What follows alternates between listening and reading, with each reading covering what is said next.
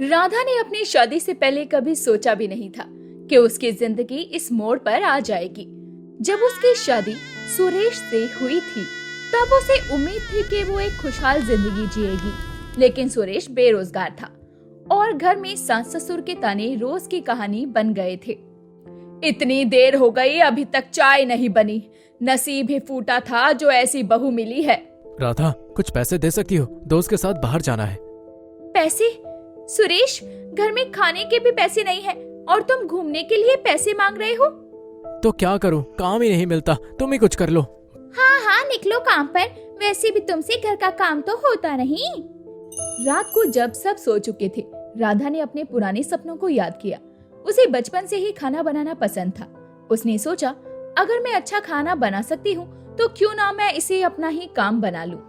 अगले दिन वो अपनी सहेली सीमा के पास गई और उससे सलाह भी मांगी। सीमा ने हिम्मत बढ़ाते हुए कहा, राधा, तुझे पाव भाजी बहुत अच्छी बनानी आती है। एक छोटा सा ठेला लगा ले, मैं तेरी मदद करूंगी।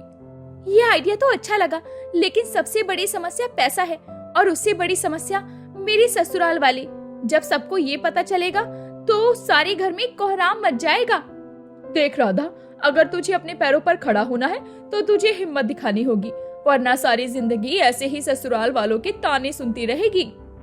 शाम को जब राधा ने घर में ये बात बताई तो हंगामा मच गया। बहू होकर ठेले पर काम करेगी, क्या सोचेंगे लोग? घर की औरतें बाहर काम नहीं करती, ये हमारे खानदान की इज्जत के खिलाफ है। अगर आप लोग चाहते हैं कि मैं चुपचाप ताने सुनती रहूं, तो मैं ऐसा नहीं कर सकती। मैं अपनी मेहनत से पैसे कमाऊंगी और इस घर की हालत सुधारूंगी। अगले हफ्ते सीमा की मदद से राधा ने एक छोटा सा ठेला खरीदा। सुबह सुबह उसने मसाले तैयार किए और पहली बार अपनी बनाई पाव भाजी बेचने लगी। बहन जी, ऐसी स्वादिष्ट पाव भाजी तो बहुत कम मिलती है।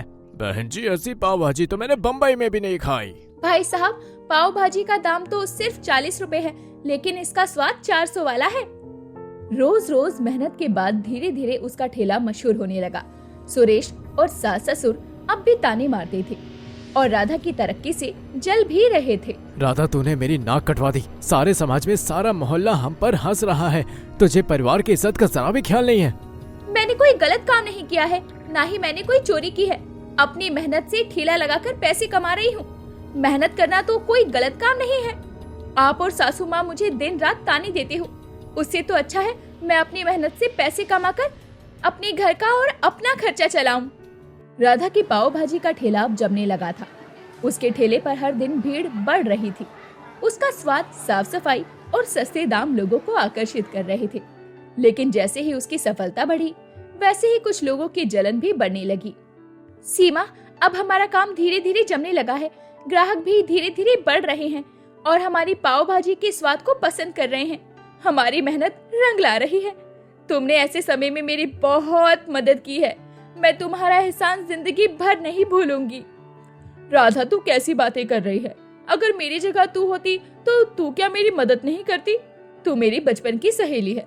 अगर मैंने भी तेरा साथ छोड़ दिया होता तो क्या मतलब होता हमारी बचपन की दोस्ती का? और मैंने तो तुझे सिर्फ सुझाव दिया था। मेहनत तो सारी तेरी थी। अब ज्यादा बातें मत कर और काम पर ध्यान दे। राधा के ठेले के सामने ही एक बड़ा होटल था, होटल शर्मा भोजनालय। उसके मालिक रमेश शर्मा को राधा का ठेला फूटी आंख नहीं सुहाता था। उसका होटल पहले बहुत चलता था, लेकिन अब लोग उसके महंगे और बेस्वाद खाने के बजाय राधा के स्वादिष्ट पाव भाजी खाना पसंद करने लगे थे। ये औरत हमारे धंधे पर असर डाल रही है। अगर इसे रोका नहीं गया तो हमारा होटल बंद हो जाएगा। सर, हम इसे यहाँ से हटा सकते हैं। पुलिस में शिकायत कर देते हैं कि ये सड़क घेर कर बैठी है। ये तो बहुत अच्छा आइडिया है। यहाँ के पुलिस इंस्पेक्टर मेरी पहचान के भी हैं। उन्हें कहकर इसके ठेले को 2 दिन में हटवा दूंगा। ये तो बहुत अच्छी बात है सर। हमें ज्यादा मेहनत भी नहीं करनी पड़ेगी और हमारा काम भी हो जाएगा।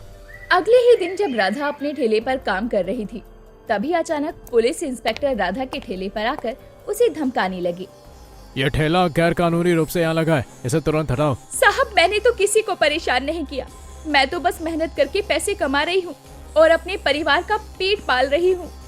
वो सब हमें नहीं पता। हमें शिकायत मिली कि तुम्हारा ठेला ट्रैफिक जमा कर रहा है। अगर इसे नहीं हटाया तो हम जब्त कर लेंगे। नहीं साहब, मेरे ठेले से किसी को भी परेशानी नहीं हो रही। मैं तो सड़क के किनारे ही ठेला लगाती हूँ ट्रैफिक जाम भी नहीं हो रहा साहब। आपको कोई गलतफहमी हुई है। अच्छा, अब तो मुझे बताओ कि क्या सही और क्या गलत। मैं 2 दिन में तुम्हारा ठेला यहाँ से हटाकर फेंक दूंगा। तुम मुझे जानती नहीं हो, मैंने अच्छे को सबक सिखाया है। अगर 2 दिन में ये ठेला यहाँ से नहीं हटा तो मैं तुम्हें अंदर कर दूंगा। राधा के ठेले की बढ़ती लोकप्रियता से शर्मा जी के होटल में अब घाटा होने लगा था। दूसरी ओर सुरेश अभी भी बेरोजगार था और राधा की तरक्की से खुद को अपमानित महसूस करता था। उसे लगता था कि उसकी बीवी का ठेला लगाना उसकी मर्दानगी पर चोट है। तभी एक दिन सुरेश की मुलाकात होटल के मालिक शर्मा से हुई। सुनो सुरेश, तुम्हारी बीवी ने हमारे होटल का धंधा चौपट कर दिया है। अगर इसे रोका नहीं गया तो हम दोनों का नुकसान होगा। मुझे भी यही लगता है। जब से राधा ने ठेला शुरू किया है पूरे मोहल्ले में मेरी बेइज्जती हो रही है। तो फिर हमें इसे हटाना होगा। इसका कोई पक्का इंतजाम करना होगा। मैंने पुलिस इंस्पेक्टर से बात कर ली है। अगर तुम चाहो तो मैं उसे थोड़ा और पैसा देकर मामला पक्का कर सकता हूँ। हाँ कर दो। मैं खुद चाहता हूँ कि राधा का ठेला हट जाए ताकि सब कुछ पहले ही जैसा हो जाए। राधा ने जब देखा कि पुलिस वाले बार बार उसके ठेले को हटाने की धमकी दे रहे हैं तो उसने फैसला किया कि अब उसे किसी बड़े अधिकारी से मिलना होगा। सीमा की सलाह पर वो सीधे कलेक्टर ऑफिस पहुंची और वहां अपनी परेशानी बताई। साहब, मैं एक गरीब औरत हूँ जो अपनी मेहनत से कमाई कर रही है, लेकिन होटल मालिक मुझे परेशान कर रहा है और पुलिस भी उनसे मिली हुई है। अगर आप मेरी मदद नहीं करेंगे तो मैं अपना पेट कैसे पालूंगी। अगले दिन जब इंस्पेक्टर राधा का ठेला हटाने के लिए आया तो उसे क्या पता था कि कलेक्टर साहब पहले से ही अपने अधिकारियों को भेज चुके थे। जैसे ही इंस्पेक्टर ने राधा को धमकाया तभी वहां कलेक्टर ऑफिस के अधिकारी पहुंचे। इंस्पेक्टर साहब, हमारे पास पक्के सबूत हैं कि आप होटल मालिक से रिश्वत लेते हैं। इस गरीब महिला का ठेला हटाने की कोशिश कर रहे हैं। आपको तुरंत सस्पेंड किया जाता है। शर्मा जी, आपके होटल में गंदगी और मिलावट की कई शिकायतें मिली हैं। आपके होटल को आज ही सील किया जाता है।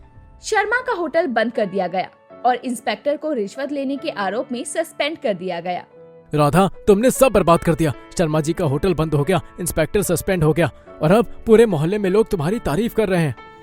मैंने कुछ गलत नहीं किया सुरेश, मैंने बस अपनी मेहनत का सम्मान किया। अगर तुम्हें भी लगता है कि मेहनत करने में कोई बुराई नहीं है तो आओ मेरे साथ मिलकर काम करो। राधा की जीत सिर्फ उसकी नहीं थी बल्कि उन सभी औरतों की थी जो अपने दम पर कुछ करना चाहती हैं। धीरे धीरे सुरेश को भी समझ आ गया कि मेहनत से बड़ा कोई धर्म नहीं होता। अगर आपको हमारी ये वीडियो अच्छी लगी हो तो वीडियो को लाइक और चैनल को सब्सक्राइब जरूर करें और अपने दोस्तों को शेयर करना ना भूलें। साथ ही बेल आइकन प्रेस करें।